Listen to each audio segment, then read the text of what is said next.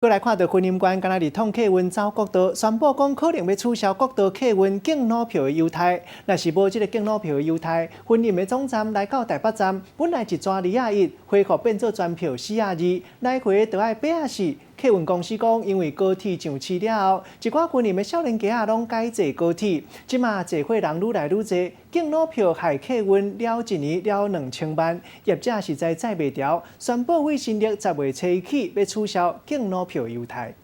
3点20前往斗六。听到广播声，民众赶着大包小包排队上车。过去民众要往南也是要往北，拢是靠客运来拍走。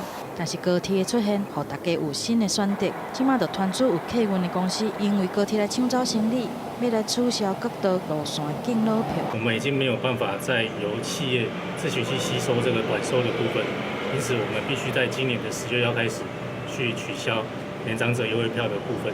婚姻馆唯一经营国道客运的日统客运宣布，要伫10月初1取消4条国道路线的敬老票优待。客运的副总表示，根据规定，敬老票优惠应该是由政府来补助，但是过去因拢无领过这项补助，颠倒是提悬专票的价值来补敬老票优待。但是这几年来，以专票坐车的少年人变少，拢总去坐高铁。对比之下，利用敬老票来坐客运的老大人变多，提高到3成左右，互客运公司每一年亏损超过2000万。来看卖，若是无敬老票优待，以婚林总站到台北站为例，原来的敬老票一抓210块，专票是420块，来回都要840块，等于要加开420块。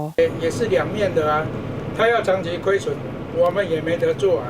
是不予备查，因为它的票价的定义是违反了那个老人福利法的规定。业者取消敬老优待，恐惊会违法。目前主管机关也搁咧甲业者来讨论，无奈业者的态度是真坚定，取消敬老票是一定要做，就惊会伤害到婚龄民众的落地啊。